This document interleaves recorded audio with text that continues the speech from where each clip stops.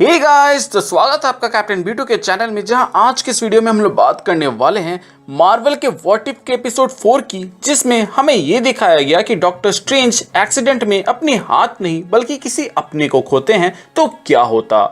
Episode की शुरुआत होती है जिसमें हमें दिखाया जाता है कि डॉक्टर स्ट्रेंज को अवार्ड मिलने वाला है, जिसमें वो अपने साथ क्रिस्टीन को ले जा रहा है, जो कि मूवी में नहीं हुआ था। बट हमें यहाँ पहले ही ये चीज़ क्लियर कर दिया गया है कि डॉक्टर स्ट्रेंज एंड क्रिस्टीन का मस्त टाका भिड़ा हुआ है। आगे जब ये दोनों बात करते हुए जा रहे होते हैं तो एक्सीडेंट हो जाता है जिसमें क्रिस्टीन की मौत हो जाती है, जिसकी आगे की कहानी वैसे ही होती है जैसे मूवी में दिखाया गया था, जहां डॉक्टर स्ट्रेंज पहले कमरताज जाते हैं और वहां सॉर्सरर बनते हैं। एंशिएंट वन की मौत होती है एंड डॉक्टर स्ट्रेंज डोरमामू को हराते हैं, लेकिन इसकी आगे की कहानी वैसी नहीं होती है जैसा हम लोगों को MCU में अभी तक दिखाया गया है। 2 साल गुजर जाने के बाद से जिस रात क्रिस्टीन की मौत होती है, उस रात वो उनके ख्यालों में डूबे हुए रहते हैं कि तभी वहां वोंग आता है और उनसे बात करता है, जिसके बाद वो कहता है कि पास्ट में रहने से कुछ नहीं मिलेगा स्ट्रेंज, चलो मेरे साथ कुछ करते हैं, इससे पहले कि तुम कुछ उल्टा सीधा कर दो। बट डॉक्टर स्ट्रेंज वोंग के साथ ना जाकर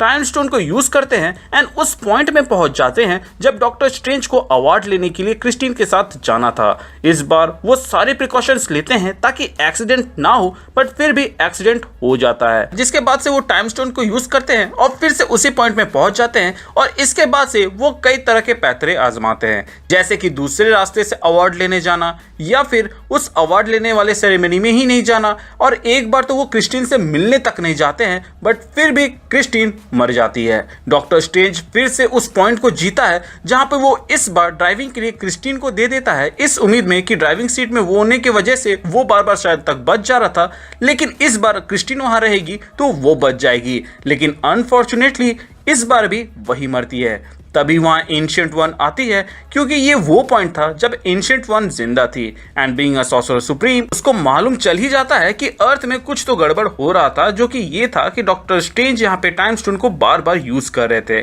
जिसके बाद वो स्ट्रेंज को समझाती है कि स्ट्रेंज, क्रिस्टीन का मरना एक एब्सोल्यूट पॉइंट है जिसको नहीं बदला जा सकता, क्योंकि अगर ऐसा हुआ तो तुम कभी कमरताज नहीं आओगे और ना ही कभी डोरमामू को हराओगे और ना ही कभी सॉर्सरर सुप्रीम बनोगे, प्लस ना ही कभी दुनिया को बचा पाओगे। बट डॉक्टर स्ट्रेंज इतने तट पर थे क्योंकि क्रिस्टीन को उसने इतनी बार मरते हुए देख लिया था कि अब वो किसी भी कीमत में उसको वापस लाना चाहते थे, इसीलिए वो एंशिएंट वन की एक ना सुन रहे थे। जिसके बाद एंशिएंट वन कहती है कि मैं ऐसा होने नहीं दूंगी और वो अटैक कर देती है। उसी पॉइंट पर टाइम स्टोन को यूज करके डॉक्टर स्ट्रेंज वहां से पास्ट में चले जाते हैं, जहां पर उनको लॉस्ट लाइब्रेरी मिले, जिसमें कैग्लियोस्टो की वो किताब है जिसमें यह बताया गया है कि एब्सोल्यूट पॉइंट को कैसे बदला जा सकता है। जब वो पास्ट में जाते हैं तब वहां उन्हें एक लाइब्रेरियन मिलता है जो कि उनको उस लाइब्रेरी तक ले जाता है, जहां उन्हें वो बुक्स मिलती हैं जिनको वो पढ़ना चालू कर देते हैं कि कैसे एब्सोल्यूट पॉइंट को बदला जा सके,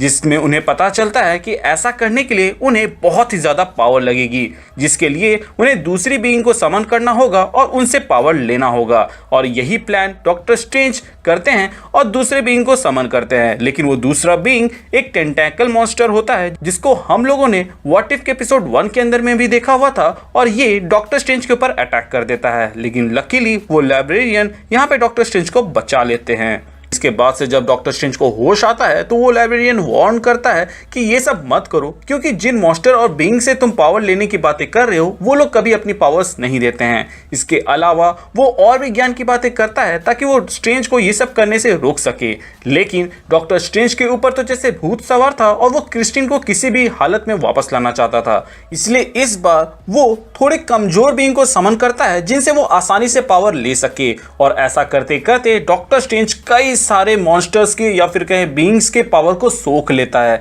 इसी दौरान डॉक्टर स्ट्रेंज को अपने क्लोक ऑफ लेविटेशन का एक रिप्लेसमेंट भी मिल जाता है। इसके बाद डॉक्टर स्ट्रेंज ये सब सालों तक करते हैं, जिसके बाद से वो इतने पावरफुल हो जाते हैं कि उस टेंटेकल वाले बीइंग को फिर से समन कर सके और उसकी पावर को ले सके। डॉक्टर स्ट्रेंज टाइम स्टोन का इस्तेमाल करके खुद को जवान रख रहे होते हैं, इसीलिए वो थोड़े से भी बूढ़े नहीं होते हैं जब इतने साल बीत जाते हैं। इतने सालों बाद जब वो सारे बीइंग्स या फिर के इतने बींग्स के पावर को एब्जॉर्ब कर लेते हैं कि वो क्रिस्टीन को फिर से जिंदा कर सके, तो वो उस मिशन की ओर बढ़ ही रहे होते हैं कि तभी वो देखते हैं कि जिस लाइब्रेरियन ने उनको यहाँ तक का पता बताया था वो बूढ़े हो गए हैं और मरने की कगार पे हैं। तभी डॉक्टर स्ट्रेंज टाइम स्टोन का यूज करके उनको यंग करना चाहता था, लेकिन लाइब्रेरियन मना कर देता है क्योंकि उसने अपनी मौत को एक्सेप्ट कर लिया था। वो अंतिम समय में भी डॉक्टर स्ट्रेंज को यह समझाने की कोशिश करता है कि डेथ इमिनेंट है और वो एक न एक दिन आनी ही है। और इसके बाद वो एक सीक्रेट रिवील करता है कि वैसे भी तुम्हारा एक हाफ यहाँ है और दूसरा कहीं और,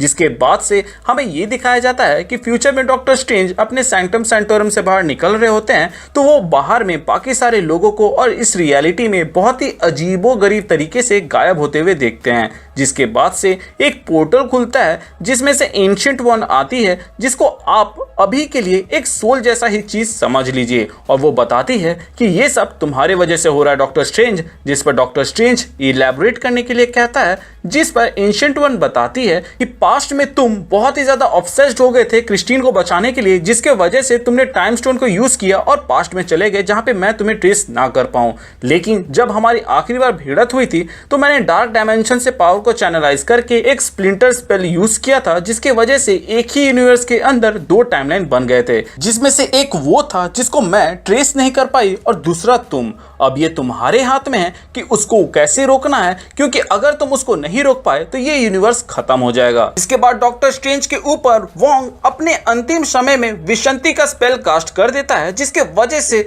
दूसरा एविल डॉक्टर स्ट्रेंज उसको एब्जॉर्ब करके खुद को फुल ना कर पाए, क्योंकि अगर वो फुल पोटेंशियल में आ जाएगा तो ये दुनिया उसी वक्त खत्म हो जाएगी। बट तभी डॉक्टर स्ट्रेंज अच्छे वाले डॉक्टर स्ट्रेंज को अपने पास बुला लेते हैं एक पोर्टल के जरिए, जिसमें वो उसको समझाते हैं कि क्रिस्टीन को वापस लाया जा सकता है। बट क्योंकि अच्छा डॉक्टर स्ट्रेंज यूनिवर्स को खत्म होते हुए देख रहा था, तो वो जानता था कि इसकी कीमत क्या है और ये भी जानता था कि उसे वहां पे क्या करना है। जिसके बाद evil doctor strange versus good doctor strange हमें देखने को मिलता है, जहां पर इनके अलावा भी इनके क्लोक ऑफ लिविटेशन भी हमें फाइट करते हुए दिखते हैं। जब तक वोंग का स्पेल डॉक्टर स्ट्रेंज के ऊपर रहता है तब तक उसको वो एविल डॉक्टर स्ट्रेंज एब्जॉर्ब नहीं कर पा रहा होता है। बट जैसे जैसे फाइट आगे बढ़ती है वैसे वैसे डॉक्टर स्ट्रेंज के ऊपर से उस स्पेल का असर धीरे धीरे कम होने लगता है, जिसके बाद से वो बुरा डॉक्टर स्ट्रेंज अच्छे वाले डॉक्टर स्ट्रेंज के ऊपर भारी पड़ने लगता है, एज उसने इससे पहले कई सारे डेडली बींग्स को एब्जॉर्ब किया था, तो ये तो होना ही था। इसके बाद से बुरा वाला डॉक्टर स्ट्रेंज अच्छे वाले डॉक्टर स्ट्रेंज को एब्जॉर्ब कर लेता है और क्रिस्टीन को जिंदा कर देता है। और क्रिस्टीन जैसे ही जिंदा होती है वो डॉक्टर स्ट्रेंज को देख के डर जाती है, क्योंकि उस वक्त डॉक्टर स्ट्रेंज अपने डेमोनिक फॉर्म में था। लेकिन इसके तुरंत बाद इस यूनिवर्स के अंदर कुछ अजीबोगरीब घटनाएं होने लगती है और धीरे धीरे लोग गायब होने लगते हैं, जैसे कि डॉक्टर स्ट्रेंज ने पहले देखा था, और इसका इफेक्ट क्रिस्टीन के ऊपर भी होने लगता है। साथ ही साथ ये यूनिवर्स सिकुड़ने लगता है, जिसको रोकने के लिए डॉक्टर स्ट्रेंज अपनी फुल पावर को लगा देते हैं, लेकिन फिर भी वो उसको नहीं रोक पा रहे होते हैं। और तभी वो वॉचर को सेंस करते हैं और कहते हैं कि तुम तो गॉड हो, तुम इस सब को रोक सकते हो, तो इसको रोक दो। जिस पर वॉचर कहता है कि मैं कोई गॉड नहीं हूं और ना ही तुम कोई गॉड थे, और तुमने जो किया उसका भुगतान ये यूनिवर्स कर रहा है। जिस पर डॉक्टर स्ट्रेंज कहता है कि मेरे एरोगेंस की सजा मुझे दो, ना कि इस यूनिवर्स को, इसको बचा लो। जिस पर वॉचर कहता है कि मैं चाहकर भी इस यूनिवर्स को नहीं बचा सकता और मेरा काम सिर्फ देखना है, ना कि किसी भी इवेंट में इंटरवीन करना। और उसके बाद से वॉचर वहां से चला जाता है,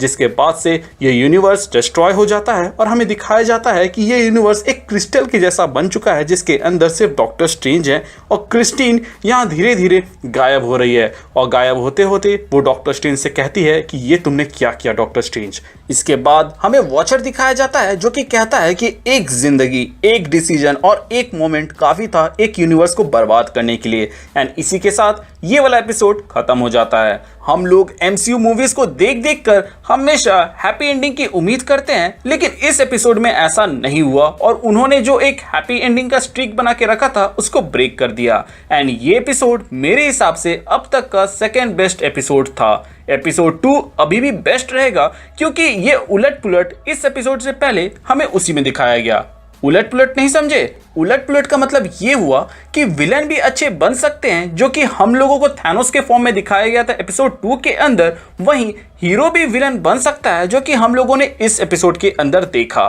तो गाइस, कैसा था आज का ये एपिसोड? आप हमें कमेंट सेक्शन के जरिए जरूर बताइएगा, क्योंकि मुझे तो ये एपिसोड देखकर बहुत ही ज्यादा मजा आया। चैनल पर नए हैं तो चैनल को सब्सक्राइब कर दीजिएगा, और अगर आप पुराने हैं तो प्लीज चेक कि आपने बेल आइकन दबाया है या नहीं। अगर आपने दबा दिया है तो वेल एंड गुड, और अगर आपने नहीं दबाया है तो उसे दबा दे, ताकि जब भी मैं कोई वीडियो डालूं उसका नोटिफिकेशन आपको जाए। इसके अलावा हमारे चैनल का एक छोटा सा मोटो है, जो कि है लोगों की मदद करे, अपना ख्याल रखे एंड कीप मूविंग फॉरवर्ड का रट लगाकर आगे बढ़ते रहें। Thank you for watching this video, stay tuned.